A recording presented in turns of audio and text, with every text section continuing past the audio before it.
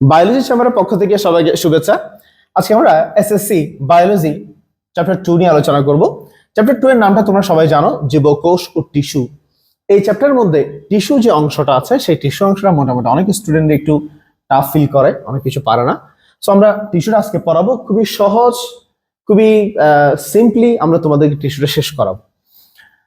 এই ক্লাসটা করার পর সবাই খুব ইজিলি এই অংশটা পারবে। তো টিস্যুর সংজ্ঞাটা আমরা এখানে লিখে রাখছি। একাধিক কোষ একই স্থান থেকে উৎপন্ন হয়ে একই স্থানে থেকে প্রায় একই রকম কাজ করলে তাদেরকে টিস্যু বলে।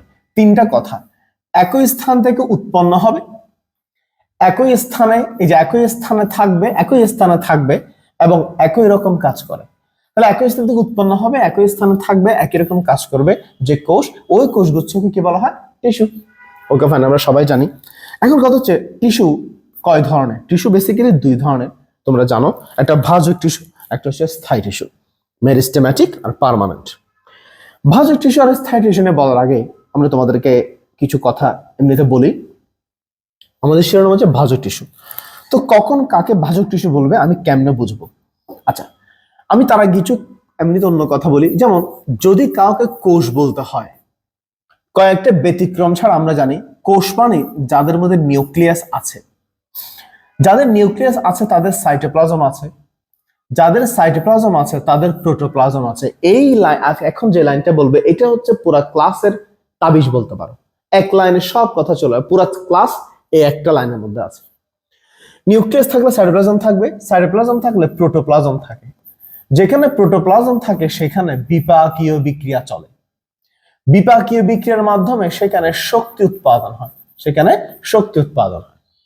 এবং শক্তিকে কাজে লাগিয়ে তারা ওই কোষসমূহ একদিন বিভাজিত হয়। তাহলে আমি একটু বলি, যেসব কোষে নিউক্লিয়াস থাকবে সেখানে সাইটোপ্লাজম থাকবে, প্রোটোপ্লাজম থাকবে, বিপাক হবে, শক্তি উৎপাদন হবে, বিভাজিত হবে। তাহলে যারা বিভাজিত হয় তারা হচ্ছে ভাজক, তাহলে এখন একটা কোষকে আমরা জানি যেসব টিস্যুর কোষ বিভাজিত হয় তারা ভাজক। কেন বিভাজিত হবে? তার কাছে এই ক্যারেক্টারগুলো থাকতে হবে। এখন আমি যদি তোমাকে এবারে বলি, মনে করো কোনো কোষের নিউক্লিয়াস নেই, তাহলে কি সাইটোপ্লাজম থাকবে, প্রোটোপ্লাজম থাকবে, বিপাক হবে, শক্তি উৎপাদন হবে, বিভাজিত হবে? কিছুই হবে না। তো যারা বিভাজিত হবে না তাদেরকে আমরা কি বলি? স্থায়ী টিস্যু। তাহলে প্রথম লাইনে যারা যারা সব আছে বলে বিভাজিত হচ্ছে, এখানে কেউ নাই তাই বিভাজিত হচ্ছে না, যারা বিভাজিত হচ্ছে না তারা স্থায়ী। এবার আমি তোমাকে একটা অন্য ব্যাপারটা কথা বলি। আমি তোমাকে বলতেছি নিউক্লিয়াস আছে, মনে করো কোন কোষে সাইটোপ্লাজম আছে, প্রোটোপ্লাজম আছে, বিপাকও হচ্ছে, শক্তি উৎপাদন হচ্ছে, সবই হচ্ছে, কিন্তু লাস্ট পর্যন্ত দেখা যায় তারা কিন্তু বিভাজিত হয় না। তো যারাই বিভাজিত হবে না তাদেরকে আমি কি বলবো? স্থায়ী টিস্যু। আমার প্রথম দুইটা কথা তোমার ভালো লাগলেও এই কথাটা তোমার ভালো লাগতেছে না, আমি জানি। তুই বলতে পারো স্যার ওকে ফাইন, এখানে সব আছে তাই বিভাজিত হচ্ছে, এখানে কেউই নাই তাই বিভাজিত হচ্ছে না, আপনার কথা মেনে নিলাম, কিন্তু এখানে তো সবই আছে, কিন্তু তাও সে বিভাজিত হবে না কেন? তার আগে একটা কথা বলে ফেলি, আলটিমেটলি জিনিস কেউ বিভাজিত না হয় তাকে আমি কি বলবো? স্থায়ী টিস্যু। এখানে আরেকটা কথা বলি, তাহলে তুমি একটা জিনিস এখানে দেখতে পাচ্ছ, দেখো এই যে, তাহলে এটা কিন্তু, তাহলে প্রথমটা ভাজক মানে তারা জীবিত, তারপরটা মৃত, তারপরটা কিন্তু কি রে? এই যে এই অংশটা মৃত কোষ। কেন? তার মধ্যে কিছু নাই, তাই সে বিভাজিত হচ্ছে না, তাই স্থায়ী। এই জিনিসটা যেমন এর মধ্যে সব আছে, এটা কিন্তু জীবিত, এটা কিন্তু লাস্টে কিন্তু জীবিত, কিন্তু সে কি হচ্ছে না? বিভাজিত হচ্ছে না, শুধু বাকি সব অ্যাক্টিভিটি তার আছে। এবার তোমার কাছে আমার প্রশ্ন যেটা, এখানে তো সব আছে তাও সে বিভাজিত হবে না কেন? আনসারটা আমি দিয়ে দিই, যেহেতু ভিডিও ক্লাস, তোমার থেকে জিজ্ঞেস করার সুযোগ নাই। আসলে এটার অবস্থা গেছে তোমাদের মতো, স্কুলে যাচ্ছি, কলেজে যাচ্ছি, প্রাইভেট পড়তেছি, টিউশন মানে আমার স্যার আছে, বাবা মা থেকে টাকা নিচ্ছ, খরচ করতেছো, কিন্তু সব হচ্ছে, কিন্তু রেজাল্টটা মন মতো হচ্ছে না।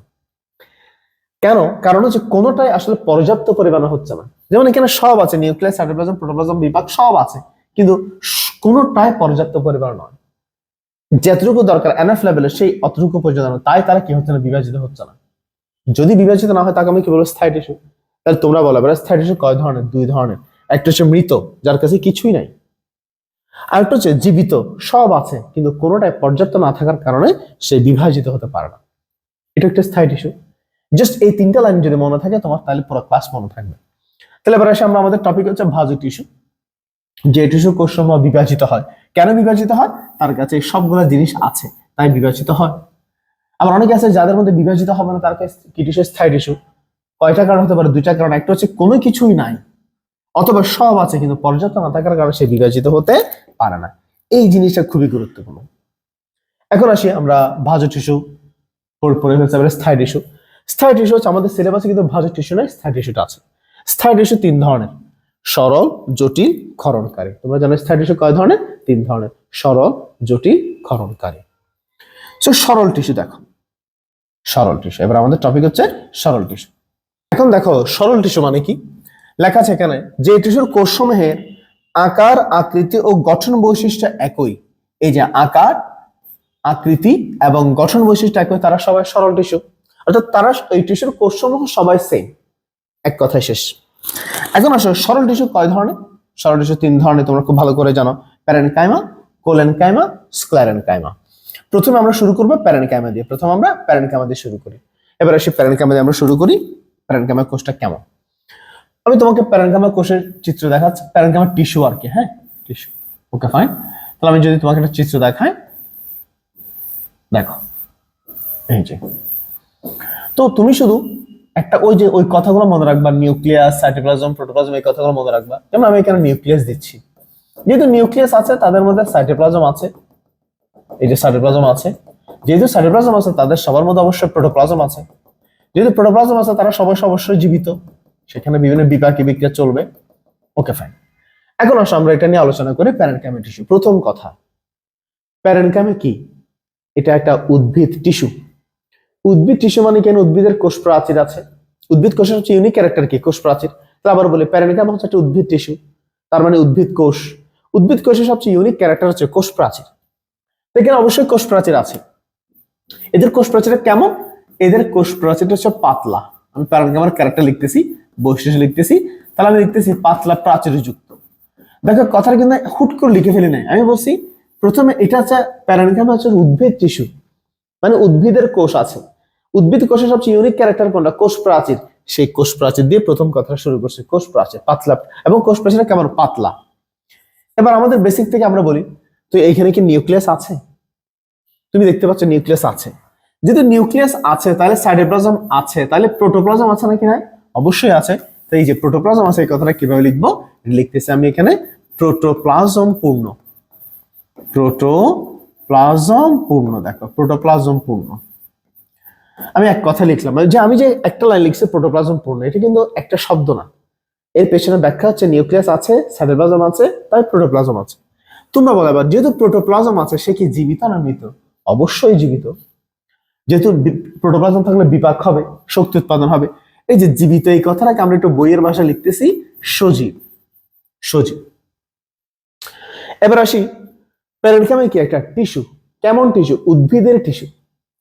উদ্ভিদ টিস্যুর মধ্যে আমরা পড়ছি সরল টিস্যু। সরল টিস্যু মানে কি? আকার আকৃতি সেম, সবার গঠন সেম। এই যে সবার গঠন সেম, এই কথাটাকে আমরা বইয়ের ভাষায় যদি লিখি তখন বলতে হবে সমবেশীয়।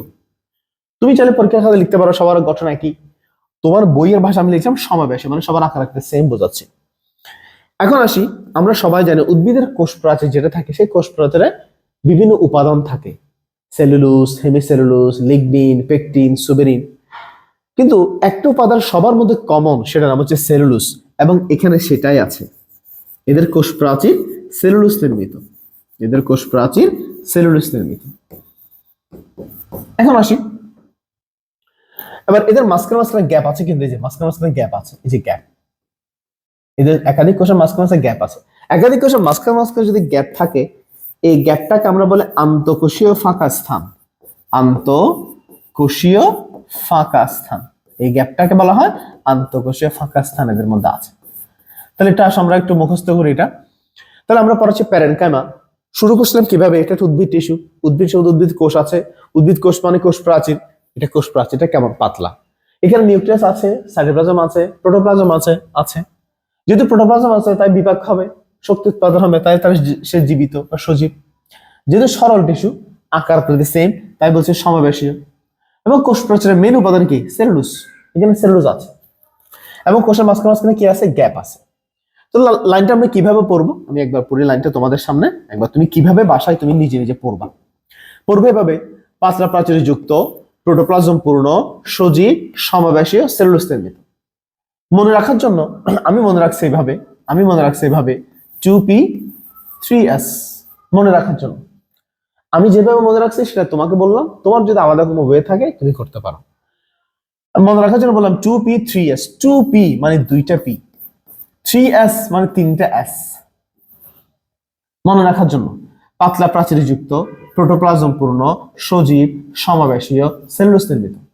আবার বলি, পাতলা প্রাচীর যুক্ত, প্রোটোপ্লাজম পূর্ণ, সজীব, সমাবেশীয়, সেলুলোজ নির্মিত। এখন সেলুলোজ কি আর এস দিয়ে হয়? সেলুলোজ সি দিয়ে হয়, বাট আমি তো ইংলিশ লিখিনি, এটা মনে রাখার জন্য বলছি। পাতলা প্রাচীর যুক্ত, প্রোটোপ্লাজম পূর্ণ, সজীব, সমাবেশীয়, সেলুলোজ নির্মিত। এখন তুমি বলো স্যার এই যে তাহলে 6 নম্বর কথাটা কে বলবে? এটা আমিই বলবো। দুইজনের মাঝখানে কি গ্যাপ আছে নাকি নাই? এটা গ্যাপ আছে। এই যে গ্যাপ মানে স্পেস, এটা দিয়ে বোঝা চান্তকোষ মহাকাশস্থান আছে। তাহলে প্যারেনকাইমা, একটা শুধু প্যারেনকাইমা যদি মুখস্থ করতে পারো, শিখতে পারো, বাকিগুলো তোমার অটো হবে। কিভাবে অটো হবে একটু পরে দেখাচ্ছি। আসলে আমরা প্যারেনকাইমার কিছু চিত্র দেখে নিই আগে। প্যারেনকাইমার কিছু চিত্র আমরা দেখে নিই। দেখো এটা হচ্ছে একটা প্যারেনকাইমা টিস্যু, ঠিক আছে? তো প্যারেনকাইমা টিস্যুর মধ্যে তুমি এখানে দেখতে পাচ্ছ, একটু খেয়াল করো। যেমন এটা হচ্ছে কোষ গহ্বর, এই যে মাঝখানে যে গ্যাপটা, এই যে মাঝখানে যে গ্যাপটা হচ্ছে কোষ গহ্বর। এবং কোষগুলো যে দেখো এগুলো হচ্ছে নিউক্লিয়াস, এই যে নিউক্লিয়াস, নিউক্লিয়াসের চারপাশে যেগুলো হচ্ছে সাইটোপ্লাজম, এগুলো কি? এগুলো হচ্ছে সাইটোপ্লাজম। দেখো সাইটোপ্লাজম। সেম ভাবে হচ্ছে কোষ গহ্বর, এই যে কোষ গহ্বর, এটা হচ্ছে নিউক্লিয়াস, আর এগুলো হচ্ছে সাইটোপ্লাজম, এগুলো কি? সাইটোপ্লাজম। এবং এদের কোষ প্রাচীর, এটা হচ্ছে পাতলা কোষ প্রাচীর, এই যে পাতলা কোষ প্রাচীর। তো প্যারেনকাইমা টিস্যুর স্ট্রাকচার আমরা দেখলাম।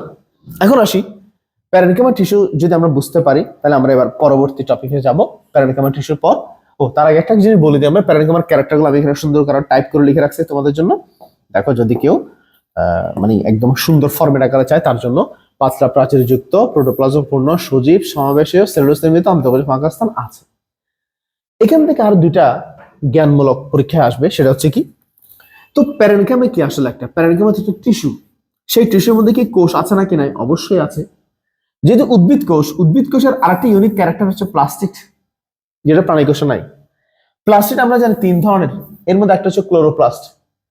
এবার আমি যদি বলি, যেসব প্যারেনকাইমা টিস্যুর কোষে প্লাস্টিডে ক্লোরোফিল থাকে বা প্লাস্টিড হিসেবে ক্লোরোপ্লাস্ট থাকে, তাদেরকে ক্লোরেনকাইমা বলে, তাদেরকে ক্লোরেনকাইমা বলে।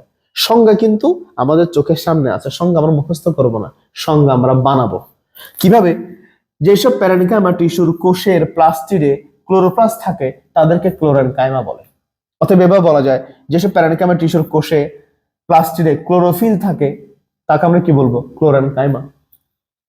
সেম ভাবে তুমি আরেকটা জিনিস সলভ করো তাহলে। এবার আসে আরেকটা জিনিস সলভ করি। প্যারেনকাইমা একটা টিস্যু মানে এখানে কোষ আছে, কিছু কিছু কোষে বায়ুকোঠরি ইয়ার স্পেস আছে।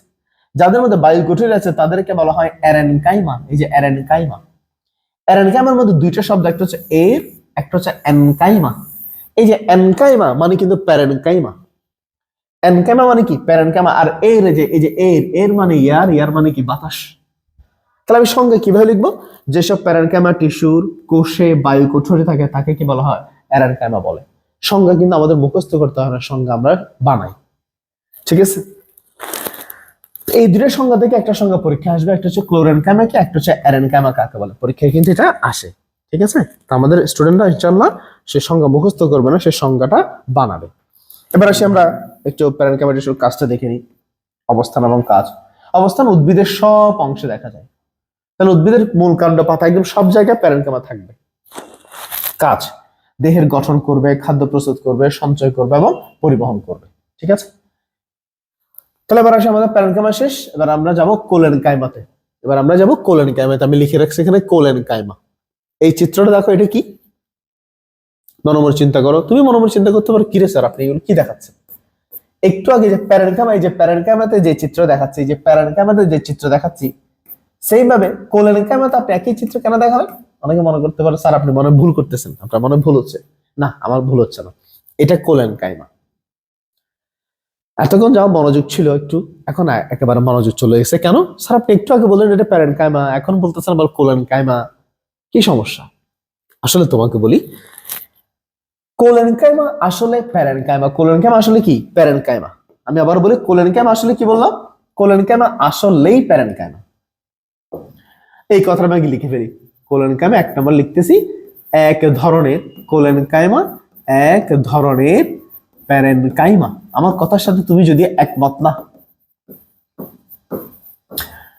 তো তুমি আমাকে বলতে পারো স্যার আপনি একবার এটাকে প্যারেনকাইমা বলেন, এবার কোলেনকাইমা বলেন, আমি কেমনে বুঝবো? লিসেন, একটা কথা মনে রাখবে, প্যারেনকাইমা কোষ যদি কোনো কারণে চেঞ্জ হয়ে যায়, তখন ওই কোষটাকে আর প্যারেনকাইমা না বলে আমরা বলি কোলেনকাইমা।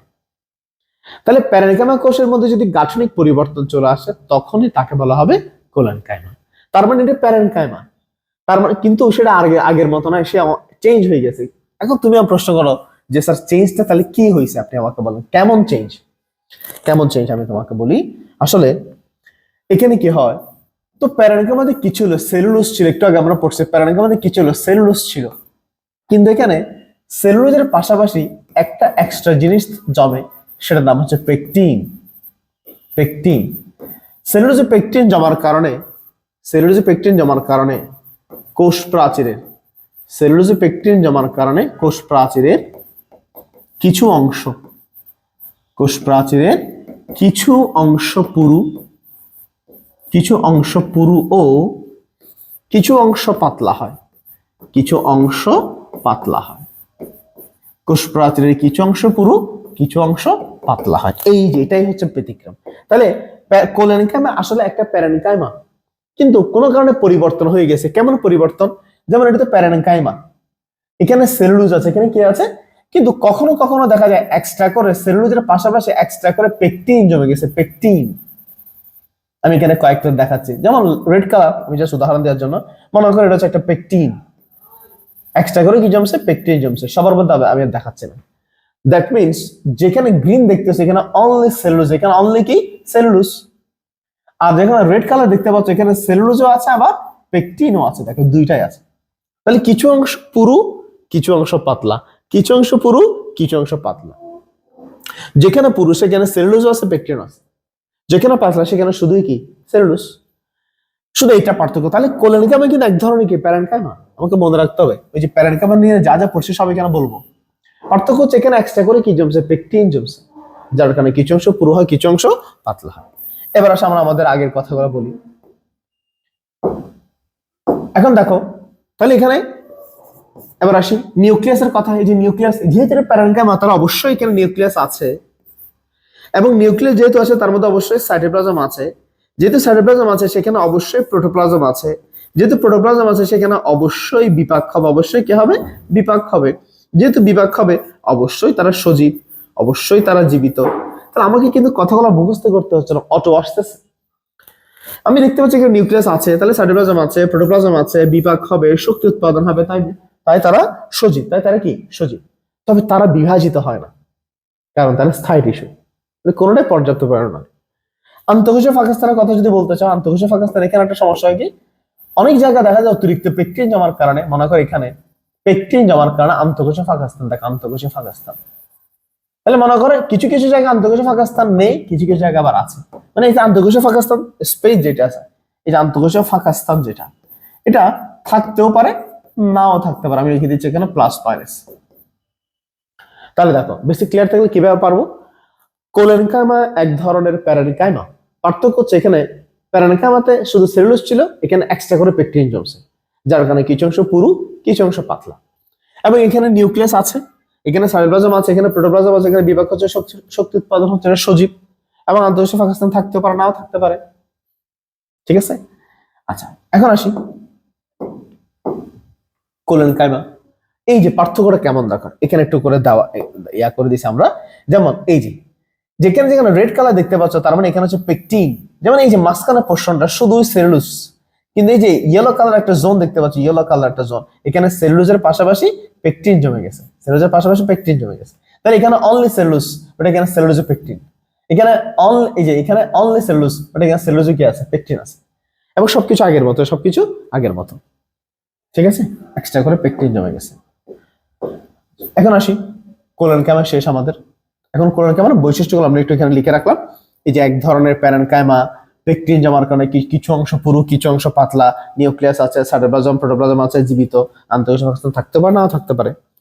অবস্থান, প্যারেনকাইমা উদ্ভিদের সারা দেহেই ছিল, তো কোলেনকাইমা শুধু পাতার শিরা এবং পত্রবৃন্তে আছে। পাতার শিরা এবং পত্রবৃন্ত, পাতার শিরা এবং পত্রবৃন্ত, এই যে এটা হচ্ছে পত্রবৃন্ত, পাতার বোটাটা, আর এগুলো হচ্ছে পাতার শিরা। শুধু পাতার শিরা এবং পত্রবৃন্তের মধ্যে কি আছে? কোলেনকাইমা গুলা আছে। এবং কাজ কি? প্যারেনকাইমা সব করতো, খাদ্য প্রস্তুত করতো, সঞ্চয় করতো, হ্যাঁ, এর হচ্ছে খাদ্য প্রস্তুত এবং দৃঢ়তা প্রদান, উদ্ভিদকে স্টেবল রাখে, উদ্ভিদের পাতাগুলোকে একটা স্টেবিলিটি দেয়। এখন আসি আমরা আরেকটা টপিক, স্ক্লেরেনকাইমা। স্ক্লেরেনকাইমা একটু দেখাই তোমাদেরকে। স্ক্লেরেনকাইমা কিন্তু বেসিক্যালি দুই ধরনের। স্ক্লেরেনকাইমা বেসিক্যালি দুই ধরনের, একটা লম্বা, একটা খাটো। যারা লম্বা তাদেরকে বলা হয় ফাইবার, তাদেরকে বলা হয় ফাইবার। আর যারা খাটো তাদেরকে বলা হয় স্ক্লেরাইট, তাদেরকে বলা হয় স্ক্লেরাইট। এখন আসি আমরা স্ক্লেরেনকাইমার বৈশিষ্ট্যগুলো মনে রাখি আমরা। তাহলে স্ক্লেরেনকাইমা কিন্তু মেবি লম্বা অথবা খাটো, লম্বা অথবা খাটো। Okay fine. লম্বা মানে আমরা ফাইবারকে মিন করছি, আর খাটো বলতে আমরা স্ক্লেরাইটকে মিন করছি। মনে করে দেখো, সরল টিস্যু তিন ধরনের, প্যারেনকাইমা, কোলেনকাইমা, স্ক্লেরেনকাইমা। প্যারেনকাইমাতে শুধুই ছিল সেলুলোজ, কোলেনকাইমাতে সেলুলোজের পাশাপাশি পেকটিন জমছে। আর এখানে কি জমবে জানো? এখানে জমবে লিগনিন। এখানে কি জমবে? এখানে জমবে লিগনিন। একটা কথা আজীবন মনে রাখবা, লিগনিন জমলে কোষ প্রাচীর পুরু হবে, লিগনিন জমলে কোষ প্রাচীর পুরু হবে। তাহলে লিগনিন জমে কোষ প্রাচীর সবসময়, লিগনিন জমলে কোষ প্রাচীর সবসময় পুরু হবে, কোষ প্রাচীর পুরু হয়, লিগনিন জমলে কোষ প্রাচীর পুরু হয়। আমি এখানে এক পাশে দেখাচ্ছি লিগনিন জমার কারণে কোষ প্রাচীর পুরু হয়ে গেছে, এই জিনিসটা একটু করে দেখাচ্ছি, এটা খেয়াল করো। দেখো কোষ প্রাচীরটা পুরু হচ্ছে, এবং আমি এক পাশে দেখাচ্ছি। তাহলে এখানে দেখানোর পর তাহলে বাকি ওই পাশটা দেখালাম না, এই যে এখানে দেখালাম না। সেম ভাবে এখানেও কোষ প্রাচীরটা পুরু হচ্ছে, কেন? এখানে কি জমছে? লিগনিন জমছে। এক পাশে দেখাচ্ছি। এবং এখানে মাঝখানে মাঝখানে ছিদ্র আছে, মাঝখানে মাঝখানে কি আছে? এখানে মাঝখানে মাঝখানে ছিদ্র আছে। এই যে মাঝখানে মাঝখানে যদি ছিদ্র থাকে, এই যে মাঝখানে মাঝখানে যদি এদের মাঝখানে যদি ছিদ্র থাকে, আমি একটু জাস্ট অল্প করে দেখাচ্ছি, মনে হয় যেগুলো হচ্ছে ছিদ্র। এই যে এখানে এখানে ছিদ্র থাকে, এই ছিদ্রগুলোকে আমরা বলি কূপ বা পিঠ। এই ছিদ্রগুলোকে আমরা কি বলি? এই ছিদ্রগুলোকে বলা হয় কূপ বা পিঠ। এদের মাঝখানে মাঝখানে যে ছিদ্রগুলো আছে, সেই ছিদ্রগুলোকে বলা হয় কূপ বা পিঠ। এই ছিদ্রগুলোকে বলা হয় কূপ বা পিঠ। এখন আসি আমরা আমাদের আগের কথাগুলো বলে ফেলি, আমাদের তো সূত্র তো শেখা আছে, আমি শুধু সূত্রের মধ্যে ফেলে দেবো সবাইকে। এবার আসি এদের মধ্যে নিউক্লিয়াসের অবস্থার আগে বলে ফেলি। এখানে কি নিউক্লিয়াস আছে? এখানে কি কোনো নিউক্লিয়াস আছে? এই যে মাঝখানে কোনো নিউক্লিয়াস আছে? নিউক্লিয়াস আছে? নাই। আসলে নিউক্লিয়াসটা, এখানে লিখতেছি নিউক্লিয়াসটা, এদের নিউক্লিয়াসটা অপরিণত অবস্থায় ছিল। আমি লিখতেছি এখানে অপরিণত যে অবস্থা, অপরিণত অবস্থায় এদের মধ্যে নিউক্লিয়াসটা ছিল, কিন্তু পরিণত অবস্থায়, পরিণত অবস্থায় এদের মধ্যে কোনো নিউক্লিয়াস নেই। অপরিণত অবস্থায় নিউক্লিয়াস ছিল, কিন্তু পরিণত অবস্থায় নিউক্লিয়াস নেই। তার মানে আমি তোমাকে এখানে যে চিত্রটা দেখালাম, এখানে যদি নিউক্লিয়াস নেই, তার মানে এটা কি পরিণত? এখন তুমি বাকি কথাগুলো তুমি বলো। আমরা জানি যাদের মধ্যে নিউক্লিয়াস নেই তাদের কি থাকে না? সাইটোপ্লাজম থাকে না। যাদের সাইটোপ্লাজম থাকে না তাদের প্রোটোপ্লাজম থাকে না। যাদের প্রোটোপ্লাজম থাকে না তাদের মধ্যে কোনো ধরনের বিপাকীয় বিক্রিয়া চলে না, তাদের মধ্যে কোনো ধরনের বিপাকীয় বিক্রিয়া চলে না। এবং যেহেতু কোনো বিপাকীয় বিক্রিয়া হবে না, তাই তারা কি জীবিত হবে না মৃত হবে? তারা অবশ্যই মৃত। তারা অবশ্যই কি? অবশ্যই মৃত। দেখো কথাগুলো আমার মুখস্থ করতে হবে না, আমাকে আমার মুখ দিয়ে আসবে যদি আমার বেসিকটা ক্লিয়ার থাকে। তাহলে স্ক্লেরেনকাইমা হতে পারে লম্বা, হতে পারে খাটো। এখানে কোষ প্রাচীর কি জমবে? লিগনিন জমবে, এবং লিগনিন জমলে কোষ প্রাচীর পুরো হবে, কথা নেই, শেষ। মাঝখানে ছিদ্র আছে, যে কোনো কোষে ছিদ্র থাকে, এগুলোকে আমরা বলি কূপ বা পিঠ। আগের এগুলো তো বলি না, এখন বললাম। অপরিণত অবস্থায় নিউক্লিয়াস থাকলেও পরিণত অবস্থায় নিউক্লিয়াস থাকে না। এই যে নিউক্লিয়াস যেহেতু নেই, তাহলে তার মধ্যে সাইটোপ্লাজম নেই, প্রোটোপ্লাজম নেই, বিপাক নেই, শক্তি নেই, বিভাজিত হবে না, এবং তারা মৃত কোষ, তারা মৃত। এখানে দুইটা এক্সট্রা কথা বলি, সেটা হচ্ছে একটা প্রথম কথা যেটা, সেটা হচ্ছে মনে রাখবা ফাইবারে যা আছে স্কোয়ারের সেম জিনিস আছে। দেখো ফাইবারে যা কিছু আছে স্কোয়ারের মধ্যে সেম জিনিস কিন্তু এখানে আছে, স্কোয়ারের মধ্যে সেম জিনিস আছে। তো কিন্তু এখানে তুলনায় এখানে আয়তন কম, এই যে আয়তনটা কম। আচ্ছা আয়তন কম হলে ঘনত্ব কি হয়? বেশি হয়। আয়তন কম মানে ঘনত্ব বেশি, ঘনত্ব বেশি হওয়ার কারণে স্কোয়ারের একটু শক্ত হয়। তাহলে ফাইবারে যা আছে স্কোয়ারে তাই আছে, তবে আয়তন কম, ঘনত্ব বেশি, তাই এটা একটু শক্ত প্রকৃতির হয়। যেহেতু শক্ত প্রকৃতির হয় এটাকে বলা হয় স্টোন সেল, এটাকে বলা হয় স্টোন সেল বা পাথুরে কোষ। স্টোন সেল বা পাথুরে কোষ, এটাকে বলা হয় স্টোন সেল বা পাথুরে কোষ। তাহলে ফাইবারের সবকিছু স্কোয়ারে থাকার পরেও আয়তন কম হয়, ঘনত্ব বেশি হয়, শক্ত প্রকৃতির হয়, তাই বলা হয় স্টোন সেল বা পাথুরে কোষ। এইটা একটা কথা গেছে। তাহলে আমরা স্কোয়ারের বৈশিষ্ট্য রাখলে আমরা এইভাবে লিখবো। এখন আসো আমরা একটু ফাইবার স্কোয়ার মানে আরো একটু ছবি দেখে চিত্র দেখি। যেমন এটা হচ্ছে একটা ফাইবার, চিত্র দেখে বুঝতে ফাইবার। এই যে মাঝখানে মাঝখানে গ্যাপ আছে, মাঝখানে মাঝখানে কি আছে? গ্যাপ আছে। এগুলোকে বলা হয় কূপ বা পিচ। এদের কোষ প্রাচীরটা একটু পাতলা, এদের কোষ প্রাচীর একটু পাতলা, সরি একটু পুরু। কেন? এখানে কি জমেছে? লিগনিন জমে। এই যে আমি একটু কাট সেকশন করে দেখলে কোনো নিউক্লিয়াস নাই, তাহলে সাইটোপ্লাজম নাই, প্রোটোপ্লাজম নাই, বিপাক নেই, অবশ্যই মৃত কোষ। আমি এখানে লিখে রাখছি লম্বা মানে ফাইবার, খাটো মানে স্ক্লেরাইট। এখানে কি জমে? লিগনিন জমে, যার কারণে কোষ প্রাচীর কি হয়? পুরু হয়। এবং কূপ নামক ছিদ্র আছে, অপরিণত অবস্থা। এখানে সবগুলো কথা আমি যা যা পরে সব এখানে লেখা আছে।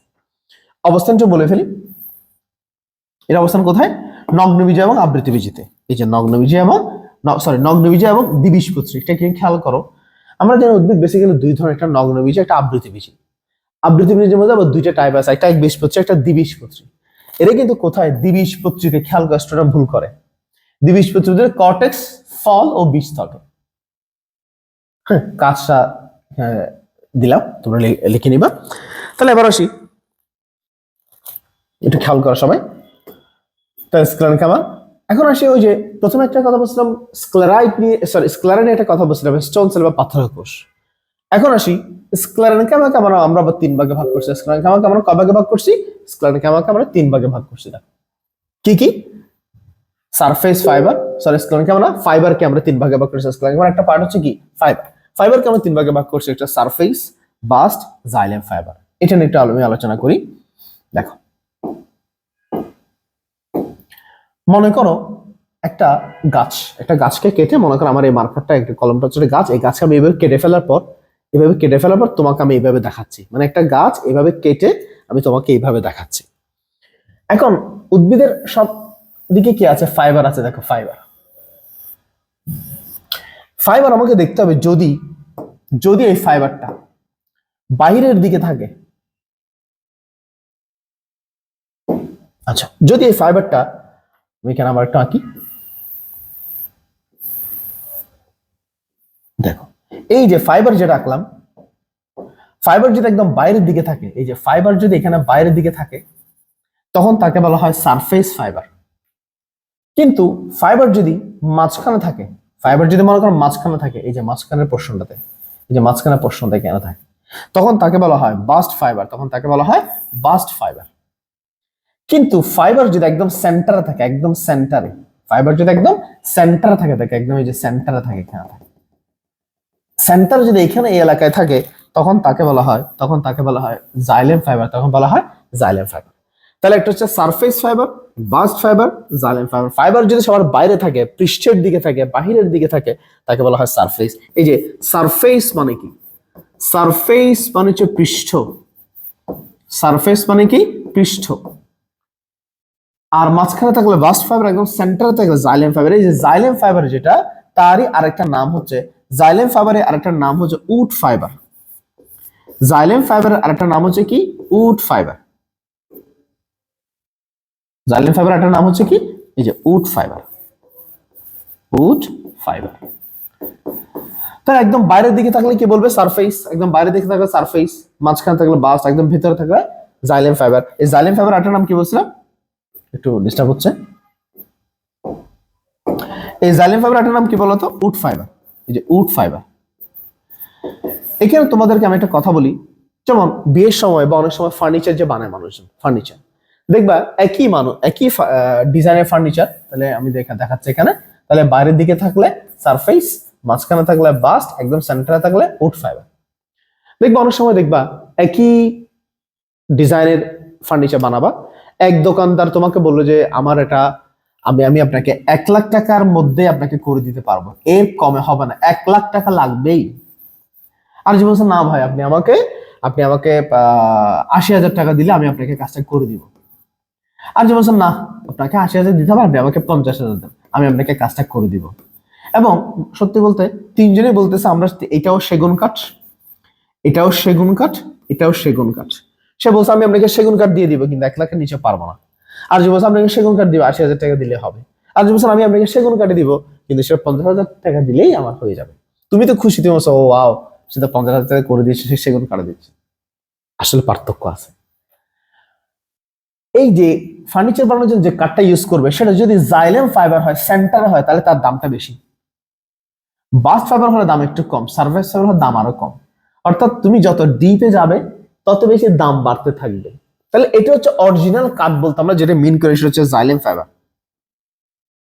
আর সারফেস ফাইবার তুমি সেগুন একই গাছের, তুমি যদি এই ফাইবারটা ইউজ করো তাহলে দাম কম, কারণ সেটা মজবুত কম। একই গাছের যদি সেন্টারটা ইউজ করো তখন সেটা দাম বেশি, কেন? তাহলে মানে এটার মজবুত বেশি। এই বেসিকটা ক্লিয়ার রাখতে হবে সবাই। তাহলে আমাদের স্ক্লানিক আমার শেষ, স্ক্লানিক আমার শেষ। তাহলে আমাদের আলটিমেটলি সরল টিস্যু, আমরা সরল টিস্যু পড়ছি কি কি? সরল টিস্যু পড়ছিলাম, দেখো একটু খেয়াল করো। এই যে আমাদের সরল টিস্যু হচ্ছে 3 ধরনের ছিল, প্যারেনকাইমা, কোলনকাইমা এবং স্ক্লেরেনকাইমা। তাহলে প্যারেনকাইমা শেষ, কোলনকাইমা শেষ, স্ক্লেরেনকাইমা শেষ। সবকিছু ওই 3টা লাইনের মধ্যে, ওই সূত্রের মধ্যে চলে আসছে।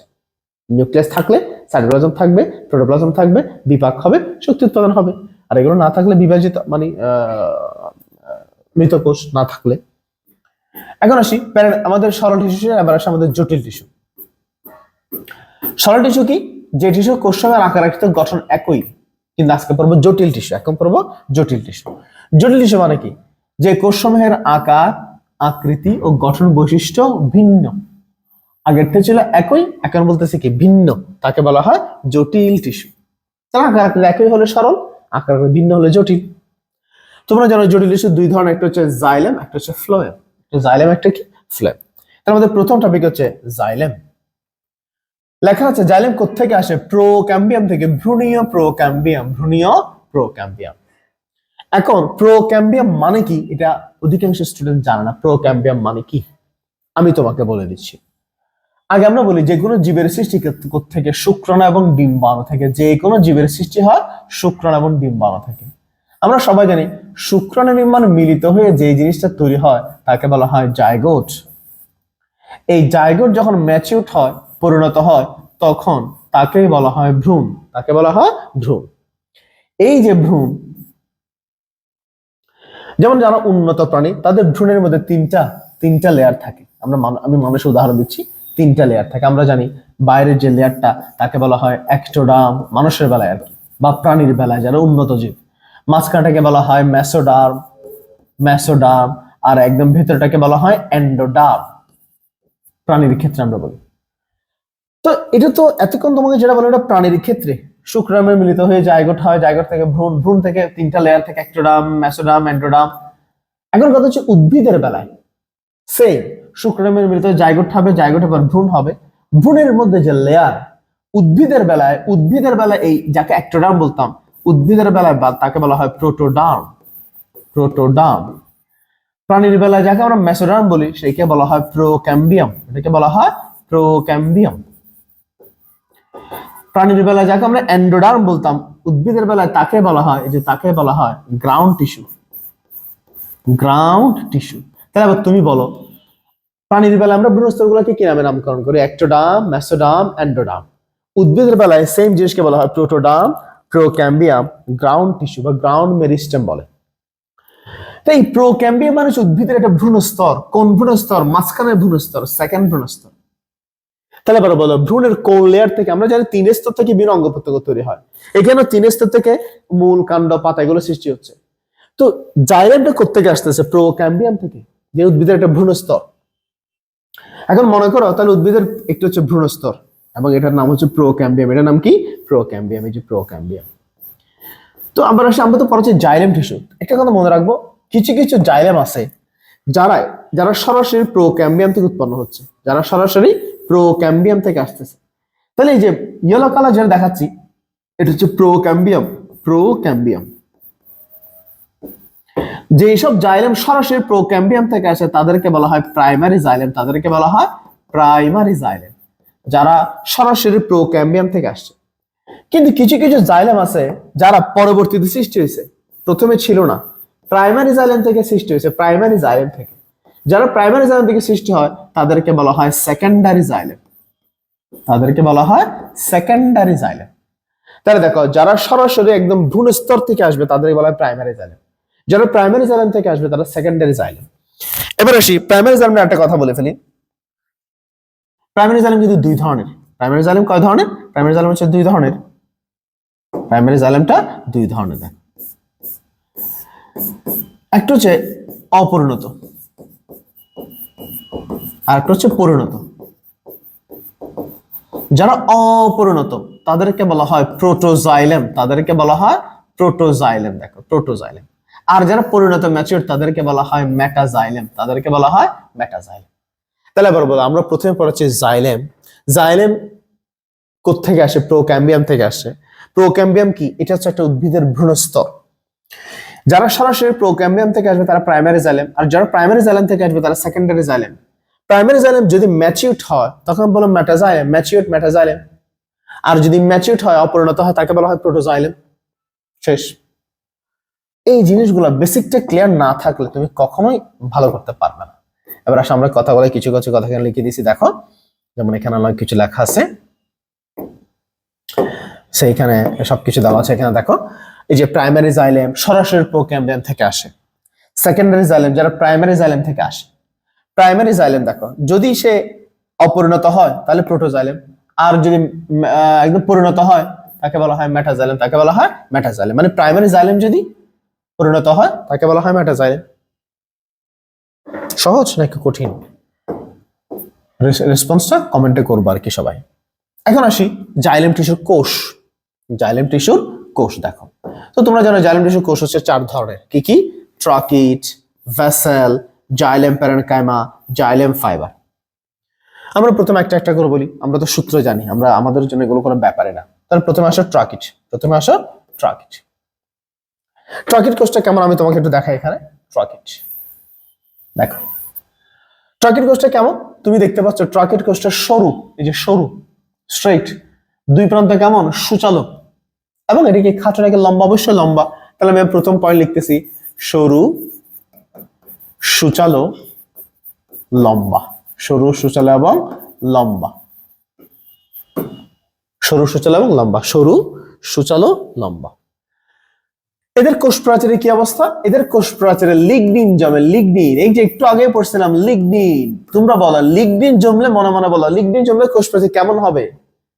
ওই যে একটু আগে স্ক্লারগাম পড়ছিলাম, লিগনিন জমলেই পুরো হবে, কথা শেষ। লিগনিন জমে কোষ প্রাচীর, সংক্ষেপে লিখতেছি লিগনিন জমে কোষ প্রাচীর পুরু হয়। পুরু হয়। এখানে নেক্সট করে কিছু লাইন এক্সট্রা বলি। যেমন অনেক সময় দেখা যায় এই যে এত বেশি লিগনিন জমছে, এত বেশি লিগনিন জমছে, সেখানে বিভিন্ন শেপ তৈরি করে। বিভিন্ন কি তৈরি করে? শেপ তৈরি করে। দেখো শেপ তৈরি করে। লিগনিন গুলো জমে বিভিন্ন শেপ তৈরি করছে, মনে করে এরকম করে বিভিন্ন শেপ তৈরি করছে, এক এক জায়গায় এক একটা শেপ তৈরি করছে। দেখো দেখো এক একটা শেপ তৈরি, আমি র্যান্ডম দিচ্ছি এরকম করে র্যান্ডম। তাহলে বিভিন্ন যে শেপ তৈরি করে, তাহলে এখানে বিভিন্ন আকৃতি সৃষ্টি হয় এবং কোষ প্রাচীরে বিভিন্ন ধরনের বিভিন্ন আকৃতি তৈরি হয়। বিভিন্ন আকৃতির পুরুত্ব সৃষ্টি করে, বিভিন্ন আকৃতির পুরুত্ব সেখানে সৃষ্টি করে। কি কি সৃষ্টি করে? যেমন আমি লিখতেছি বলয় আকার, বইয়ে যেভাবে আছে আমি সেভাবে লিখতেছি।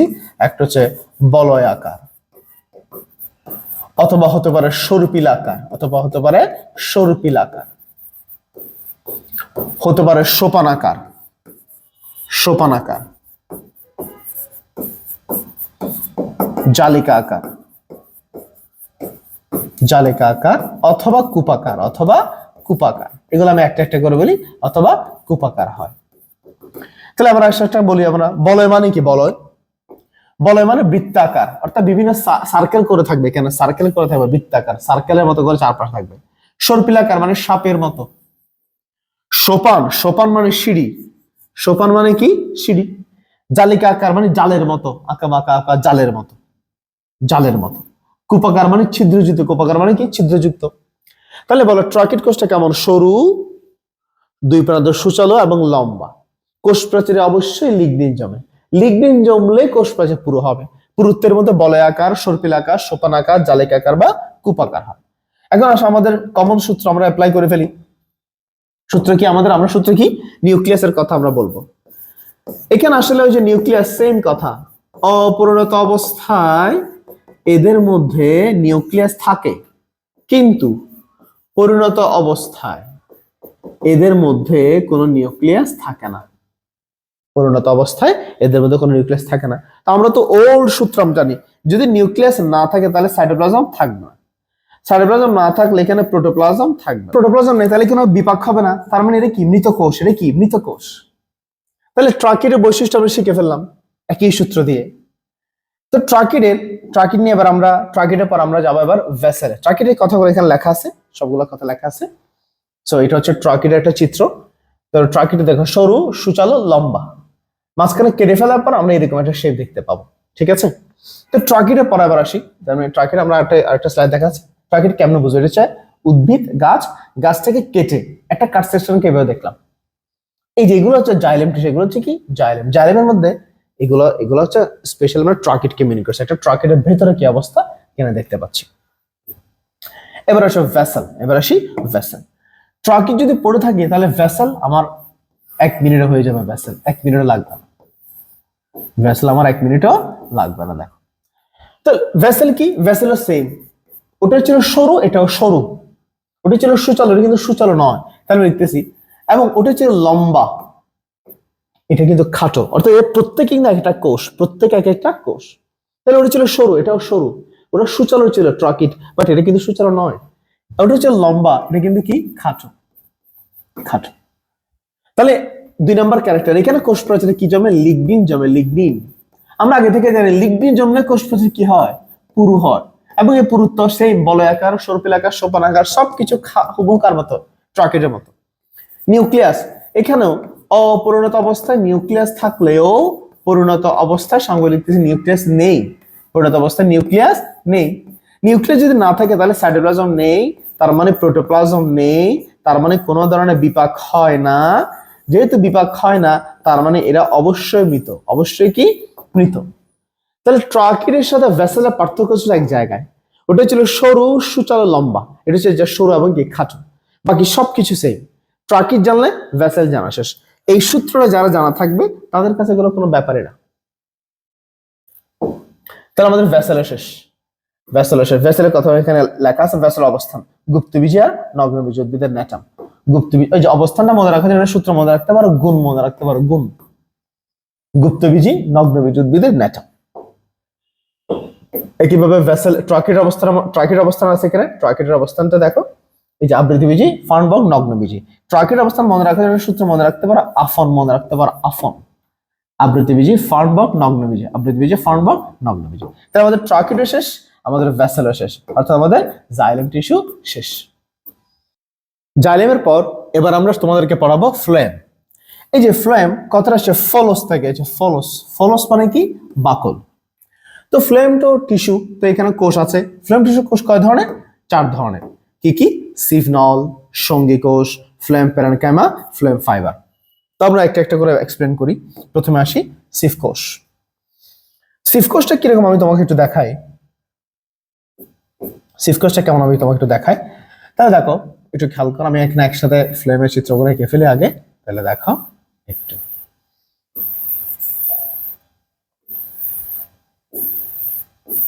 ইজি, চিত্রগুলো ইজি, তুমি নিজেও পারবে র্যাফ হ্যান্ডে। একটু খেয়াল করো, এই যে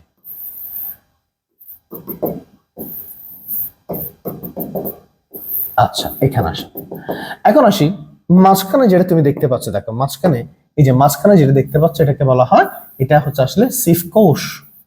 এটা কি? সিভ কোষ। সিভ কোষ দেখতে কেমন? প্রথম কথা হচ্ছে সরু, অবশ্যই সরু, ওকে ফাইন। দ্বিতীয় কথা হচ্ছে লম্বা, লিখলাম লম্বা। তৃতীয় কথা হচ্ছে নলাকার। তাহলে দেখো সরু, স্ট্রেট, লম্বা নলাকার। এখন সেখানে নিউক্লিয়াসের কথা বলে ফেলি। নিউক্লিয়াস আসলে এদের মধ্যে যে আমি সংক্ষেপে লিখতেছি, অপরিণত অবস্থায় সবার মধ্যে সেম, অপরিণত অবস্থায় নিউক্লিয়াস থাকলেও পরিণত অবস্থায় নিউক্লিয়াস নেই। সংক্ষেপে লিখলাম, অপরিণত অবস্থায় নিউক্লিয়াস থাকলেও পরিণত অবস্থায় নিউক্লিয়াস নেই। এতদিন আমরা জানতাম নিউক্লিয়াস না থাকলে সাইটোপ্লাজম থাকবে না। তাহলে নিউক্লিয়াস না থাকলে আমরা সাইটোপ্লাজম, প্রোটোপ্লাজম, বিপাক, হ্যাঁ, এই কথাগুলো আমরা বলতাম। এখানে একটা ব্যতিক্রম, সেটা হচ্ছে কি, নিউক্লিয়াস নেই, পরিণত অবস্থায় নিউক্লিয়াস নেই, কিন্তু নিউক্লিয়াস না থাকার পরেও এদের মধ্যে কিন্তু সাইটোপ্লাজম আছে। এদের মধ্যে কি আছে? সাইটোপ্লাজম আছে। তাহলে এদের কিন্তু সাইটোপ্লাজম আছে। সাইটোপ্লাজম থাকলে প্রোটোপ্লাজমও থাকবে এবং তারা বিপাকও হবে, তারা অবশ্যই জীবিত কোষ। তাহলে একটা ব্যতিক্রম পাইছো, নিউক্লিয়াস নাই তারপরও সে জীবিত। এরকম একটা কোষের নাম হচ্ছে সিভ কোষ। এরকম একটা কোষের নাম কি? সিভ কোষ। তাহলে দেখো, এরকম মানুষের মধ্যে একটা কোষ আছে যার মধ্যে নিউক্লিয়াস নেই কিন্তু জীবিত। সে কি? সে হচ্ছে লোহিত কণিকা, আরবিসি। তাহলে ব্যতিক্রম সব জায়গায় আছে। এতক্ষণ আমরা জানতাম নিউক্লিয়াস না থাকলে কিছুই থাকবে না, বাট এখন দেখতে পাচ্ছি নিউক্লিয়াস না থাকার পরেও সে কি? জীবিত।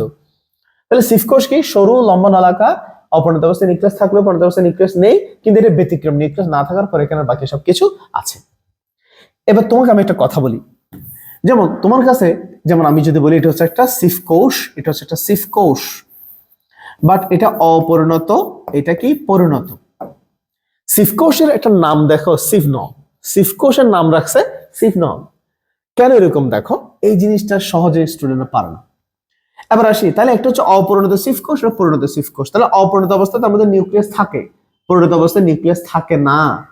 এখন নিউক্লিয়াস যেহেতু আছে, তাহলে এখানে সাইটোপ্লাজম আছে, প্রোটোপ্লাজম আছে, সে জীবিত। কিন্তু এখানে নিউক্লিয়াস নেই, কিন্তু তার মধ্যে কি আছে? সাইটোপ্লাজম আছে, প্রোটোপ্লাজম আছে, সব আছে। তাহলে তুমি বলো, অপরিণত অবস্থায় নিউক্লিয়াস থাকে, কিন্তু পরিণত অবস্থায় এদের মধ্যে নিউক্লিয়াসটা থাকে না। এই যে পরিণত অবস্থায় নিউক্লিয়াসটা থাকে না। নিউক্লিয়াস না থাকার পরে তার মধ্যে সব আছে, সাইটোপ্লাজম আছে, প্রোটোপ্লাজম আছে, সব আছে, ওকে ফাইন, সব আছে। কিন্তু দেখে একটা নর্মাল সেন্সে কোনটাকে তোমার নর্মাল মনে হচ্ছে? অপরিণতটাকে নর্মাল মনে হয়, কিন্তু এটা জীবিত, সব আছে, কিন্তু কেন জানি একটা খটকা লাগে। আসলে যখন সে অপরিণত থাকে তখন আমরা তাকে বলি সিভ কোষ। যখন পরিণত হয়, যখন কোষের ক্যারেক্টার সবকিছু হচ্ছে, কিন্তু কেন যেন একটা খটকা লাগতেছে, নিউক্লিয়াসটা নাই, তাও আবার জীবিত, কেমন লাগতেছে না? তখন এটাকে বলা হয় সিভ নল। আসলে সিভ কোষ এবং সিভ নল একই। পার্থক্য হচ্ছে অপরিণত অবস্থায় যখন সে ফুললি কোষের সব ক্যারেক্টার মেনে চলছে, তখন তাকে বলা হয় সিভ কোষ। ম্যাচুরিড অবস্থায় তার মধ্যে সব আছে, কিন্তু কেমন যেন একটা খটকা লাগে, নিউক্লিয়াস নাই, আবার এগুলো আছে, এগুলো কেমন কথা, তখন তাকে কি বলা হয়? সিভ নল। ম্যাক্সিমাম স্টুডেন্ট কখন সিভ কোষ বলবো আর কখন সিভ নল বলবো এটাই সে বুঝতে পারে না। এবার আসি, সিভ কোষটি আমরা মোটামুটি এগুলো বলে ফেলছি। সিভ কোষের গায়ে গায়ে কিছু ছিদ্র দেখা যায়। সিভ কোষের গায়ে গায়ে কিছু কি দেখা যায়? কিছু ছিদ্র। এই যে এখানে কিছু ছিদ্র আছে, দেখো। তাহলে এই লাইনে সবাই কিন্তু সিভ কোষ। এই যে ছিদ্রগুলো আছে, এই ছিদ্রগুলোকে বলা হয়, এই যে ছিদ্রগুলো দেখতে পাচ্ছ, এই ছিদ্রগুলোকে বলা হয় সিভ প্লেট। এই ছিদ্রগুলোকে বলা হয় সিভ প্লেট। এই যে সিভ প্লেট, এগুলো হচ্ছে প্লেটের মতো, বা মাঝখানে মাঝখানে জালি, ছিদ্র ছিদ্র। বাথরুমে পানি যাওয়ার জন্য একটা জাল থাকে না, জাস্ট লাইক দিস। এই জালের মাধ্যমে তারা পানি আর খনিজ দ্রবণকে উপরের দিকে পরিবহন করে, পানি আর খনিজ দ্রবণকে উপরের দিকে কি করে? পরিবহন করে। এখন এখানে একটা কথা বলি তোমাদেরকে, তাহলে এই যে সিভ প্লেট, ছিদ্র, এগুলো মধ্যে পানি আর খনিজ দ্রবণ পরিবহন করে, কিন্তু শীতকালে, কোন কালে? শীতকালে এই জায়গার মধ্যে কিছু লিপিড জাতীয় পদার্থ, লিপোপ্রোটিন জাতীয় পদার্থ জমে যায় শীতকালে। শীতকালে যেহেতু এখানে লিপোপ্রোটিন জাতীয় পদার্থ জমে যায়, যার কারণে ওই যে ছিদ্রগুলো, প্লেটগুলো বন্ধ হয়ে যায়। তাহলে আমি যদি এখানে লিখি শীতকালে, শীতকালে এই যে সিভ প্লেট যে তুমি বললা, সিভ প্লেট, এই যে সিভ প্লেটের উপর কিছু ক্যালোস জমে, কিছু কি জমে? ক্যালোস জমে। ক্যালোস এটা কেমন? লিপোপ্রোটিন জাতীয় পদার্থ, লিপোপ্রোটিন। এই লিপোপ্রোটিন জাতীয় পদার্থ জমার কারণে পুরো সিভ প্লেটটা বন্ধ হয়ে যায়, সিভ প্লেট বন্ধ হয়ে যায়। যদি বন্ধ হয় তখন কি আর পানি আর খনিজ লবণ কি উপরের দিকে যেতে পারবে? পানি ও খনিজ লবণ সে কি উপরের দিকে পরিবাহিত হতে পারবে? রাস্তাটা বন্ধ, ব্লক। যেহেতু পানি আর খনিজ লবণ যেতে পারে না, তাই উদ্ভিদ তার প্রয়োজনীয় পুষ্টি, যে পরিমাণ পুষ্টি পাওয়ার কথা ছিল সেই পরিমাণ পুষ্টি পাচ্ছে না। যেহেতু পুষ্টি পাচ্ছে না, শীতকালে গাছের পাতা ঝরে যায়। এই কারণে শীতকালে গাছের পাতা কি হয়, ঝরে যায়। অনেক সময় গাছ মারাও যেতে পারে। তাহলে কথাগুলো কিভাবে লিখবো? আমরা বলছিলাম সংজ্ঞা আমরা মুখস্থ করে না, সংজ্ঞা আমরা বানাই। এই যে শীতকালে সিফ প্লেটে ক্যালোজ নামক লিপোপ্রোটিন জাতীয় পদার্থ জমার কারণে সিফ প্লেট বন্ধ হয়ে যায়, পানি আর খনিজ লবণ পরিবাহিত হতে পারে না, উদ্ভিদ তার প্রয়োজনীয় পুষ্টি পায় না, তাই শীতকালে গাছের পাতা ঝরে যায় অথবা মরে যায়। এবার আসে, মনে করো শীতকাল শেষ, তোমাদের দোয়ায় শীতকাল শেষ, এখন গরমকাল, শীতকাল শেষ, তাপমাত্রা আস্তে আস্তে বাড়তেছে। এবার বলো লিপো মানে কি? লিপো মানে হচ্ছে লিপিড। লিপো মানে কি? লিপিড, তেল বা চর্বি। লিপিড মানে কি? তেল, চর্বি। একটা কথা মনে রাখবা, বিয়ে শাদীতে গেলে, অনুষ্ঠানে গেলে, মেজবানে গেলে, যখন আমরা খাই, খাওয়ার পর আমাদের হাতের মধ্যে চর্বি লেগে থাকে, তখন দেখবা ওয়েটার যে আছে সেটা গরম পানির বাটি নিয়ে আসে। যখনই গরম পানির বাটিতে তুমি তোমার চর্বিযুক্ত হাতটা দিলা, দেখবা তোমার হাত থেকে চর্বিগুলো কেড়ে গেছে, গলে গেছে। তার মানে কি? তাপের প্রভাবে চর্বি গলে যায়। তাপের প্রভাবে চর্বি গলে যায়। যখন গরমকাল আসে, যখন তাপমাত্রা বাড়ে, শীত যখন শেষ, তাপের কারণে কিন্তু লিপিড যেটা, এই যে লিপিড যেটা তেল চর্বি যেটা, সেটা কে গেছে, গলে গেছে। লিপিড যদি গলে যায়, লিপিড যদি না থাকে, তাহলে সিপ্লেট কি আর বন্ধ থাকবে? সিপ্লেট আর বন্ধ থাকবে না, ক্যালোজ আর থাকবে না। ক্যালোজ যদি না থাকে, এই রাস্তাটা আবার ফ্রি হয়ে গেছে। ফ্রি হয়ে গেলে আবার পানি আর খনিজ লবণ উপরের দিকে যাবে, আবার পুষ্টি পাবে, আবার নতুন করে গাছের পাতা সৃষ্টি হবে। এটা হচ্ছে সিফ কোষ। কি? সিফ কোষ। তাহলে দেখো একদম ইজি। তাহলে সরু, লম্বা, নলাকার, অপরিণত অবস্থায় নিউক্লিয়াস থাকলেও পরিণত অবস্থায় নিউক্লিয়াস থাকে না, কিন্তু নিউক্লিয়াস না থাকার পরে এখানে সব আছে, তাই জীবিত। সিপ্লেট আছে, পানির খনিজ পরিবহন করে, শীতকালে একটু ডিস্টার্ব হয়, আবার রাস্তা খুলে যায়। সিফ কোষের পাশে যে কোষটা থাকবে তাকে বলা হয় সঙ্গী কোষ। তাকে বলা হয় সঙ্গী কোষ। আমি এখানে লিখে দিচ্ছি, দেখো সঙ্গী কোষ কি। আমি লিখতেছি প্রথম লেখা, সিফ কোষের পাশে। সিফ কোষের পাশে। তো সিফ কোষের পাশে কোনটা? সিফ কোষের পাশে এটাও পাশে, এটাও পাশে। এবার আমি লিখতেছি সরু, লম্বা। আসলে এটাও সরু, এটাও সরু, এটাও লম্বা, এটাও লম্বা, মোটামুটি লম্বা। কিন্তু আমি যদি বলি এখন সুচালো, তাহলে এবার তোমার কি বুঝতে অসুবিধা হচ্ছে কোনটা? এইটাই তো সুচালো স্যার, এই যে এটাই তো সুচালো, এগুলো কি সুচালো? তাহলে সিফ কোষের পাশে সরু, লম্বা, সরু এবং লম্বা। এখন আসে, এটার নিউক্লিয়াস আছে না? এখানে দেখো অবশ্যই নিউক্লিয়াস দেখা যাচ্ছে, এখানে নিউক্লিয়াস আছে, তাহলে সাইটোপ্লাজম আছে, তাহলে প্রোটোপ্লাজম আছে, তাহলে বিপাক হচ্ছে, বিপাক হচ্ছে। তাহলে জীবিত আর মৃত? অবশ্যই জীবিত। শেষ, সঙ্গী কোষ শেষ। বাকি আছে ফ্লোয়েম প্যারেনকাইমা, ফ্লোয়েম ফাইবার। আসলে ওই যে জাইলেম প্যারেনকাইমা, জাইলেম ফাইবার, এগুলো আমরা পড়াই নাই। প্যারেনকাইমা হচ্ছে একটা সরল টিস্যু, ফাইবার মানে স্কয়ারেনকাইমা, এটাও কিন্তু সরল টিস্যু। তাহলে জাইলেম আর ফ্লোয়েম কিন্তু আবার জটিল টিস্যু। তো প্যারেনকাইমা যদি জাইলেমের ভিতর থাকে, জাইলেম প্যারেনকাইমা। প্যারেনকাইমা জাতীয় সরল টিস্যু যদি ফ্লোয়েমের মধ্যে থাকে, ফ্লোয়েম প্যারেনকাইমা। ফাইবার মানে স্কয়ারেনকাইমা, ফাইবার জাতীয় সরল টিস্যু যদি জাইলেমের ভিতর থাকে, তাহলে জাইলেম ফাইবার। ফাইবার জাতীয় সরল টিস্যু যদি ফ্লোয়েমের ভিতর থাকে, থাকে ফ্লোয়েম ফাইবার। এটা আর আলোচনা করে নাই। এবার আসো আমরা একটু চিত্রগুলো একটু ভালো করে দেখে নিই, তো 3D পিকচার দেখে নিই একটু। দেখো এই যে সরু, লম্বা, নলাকার, অপরিণত অবস্থায় নিউক্লিয়াস থাকলেও পরিণত অবস্থায় নিউক্লিয়াস থাকে না, সাইটোপ্লাজম থাকে না, সরি সাইটোপ্লাজম থাকে, ব্যতিক্রম। এই যে এখানে লেখা আছে কিন্তু ব্যতিক্রম, সিফ কোষ ব্যতিক্রম, তাই জীবিত। সিফ প্লেট থাকে। এই যে দেখো এখানে আসি, আমি তোমাকে একটু দেখাই জিনিসটা। এই যে এখানে দেখো, এইটা হচ্ছে সিফ কোষ। এই যে এটা, এটাই হচ্ছে সিফ কোষ। হোয়াইট কালার যে পোর্শন দেখা যাচ্ছে, হোয়াইট কালার, এটা সিফ কোষ। আর পাশে যেগুলো দেখতে হচ্ছে সঙ্গী কোষ, এই যে সুচালো, সুচালো যেগুলো দেখছে সঙ্গী কোষ। তাহলে এখানে হোয়াইট কালার যে পোর্শন তুমি দেখতে পাচ্ছ, হোয়াইট কালার যে পোর্শনটা, এটা হচ্ছে আসলে সিফ কোষ। এটা কি? সিফ কোষ। আর পাশেটা হচ্ছে সঙ্গী কোষ। তাহলে সিফনল কি? যে সকল গায়ের সিফ কোষের গায়ের মধ্যে যেসব ছিদ্র থাকে তাদেরকে সিফ প্লেট বলে। এখানে লেখা আছে এই যে শীতকালে, এই কথাগুলো আমি লিখেছি, শীতকালে সিফ প্লেটে ক্যালোজ নামক লিপোপ্রোটিন জাতীয় পদার্থ জমে, সিফ প্লেট পথ বন্ধ হয়ে যায়, পানি আর খনিজ পরিবাহিত হয় না, উদ্ভিদ পুষ্টি পায় না, পুষ্টি না পেলে পাতা কি হয়, ঝরে যায়। কথাগুলো একদম ইজি, আমাদের চোখের সামনে আসবে, আমরা শুধু সংজ্ঞা বানাবো। সরি, আচ্ছা একটু খেয়াল করি। সঙ্গী কোষ, এই যে এটা হচ্ছে সঙ্গী কোষ। এই যে তাহলে সাদা সাদা যেটা দেখতে পাচ্ছ হচ্ছে সিফ কোষ, এই যে এটা সাদার মাঝখানে হলুদ আছে, আর এটা হচ্ছে সঙ্গী কোষ। সঙ্গী কোষ কেমন? সিফ কোষের পাশে সরু সুচালো লম্বা, নিউক্লিয়াস আছে, সাইটোপ্লাজম আছে, প্রোটোপ্লাজম আছে, তাই জীবিত। সিফ কোষের কাছে সাহায্য করে তার কাজ সঙ্গী কোষ। এবার আসি ক্ষরণকারী টিস্যু বা নিঃস্রাবী টিস্যু। আমরা বলছিলাম উদ্ভিদ টিস্যু কয় ধরনের? 3 ধরনের, সরি ভাজক টিস্যু এবং স্থায়ী টিস্যু। স্থায়ী টিস্যুর মধ্যে আবার 3 ধরনের, সরল, জটিল, ক্ষরণকারী। সরল টিস্যু শেষ, জটিল টিস্যু শেষ, এবার হচ্ছে ক্ষরণকারী টিস্যু। নামের মধ্যে আছে সিক্রেটরি, নিঃস্রাবী।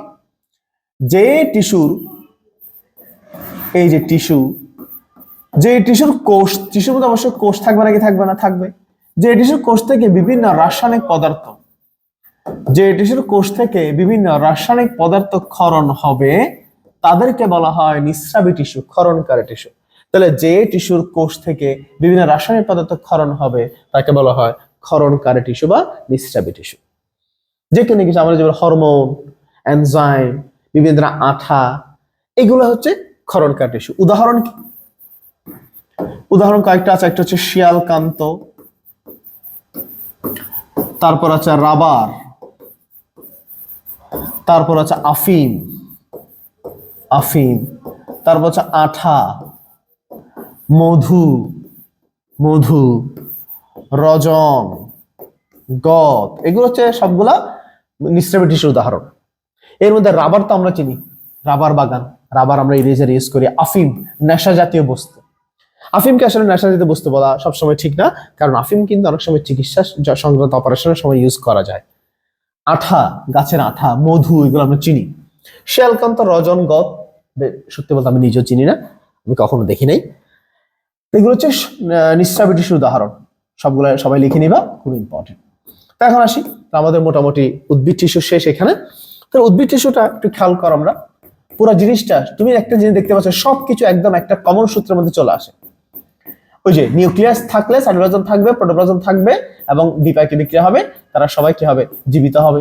আর নিউক্লিয়াস নেই মানে সাইটোপ্লাজম নেই, তার মানে প্রোটোপ্লাজম নেই, তার মানে সে মৃত, তার মানে সে কি রে? মৃত। তবে নিউক্লিয়াস না থাকার পরেও অনেক সময় সাইটোপ্লাজম থাকতে পারে, প্রোটোপ্লাজম থাকতে পারে। যেমন উদাহরণ কি বলছিলাম? উদাহরণ হচ্ছে সিফ কোষ। সেই ক্লাসটা করে তোমার কেমন লাগলো জানাবে সবাই।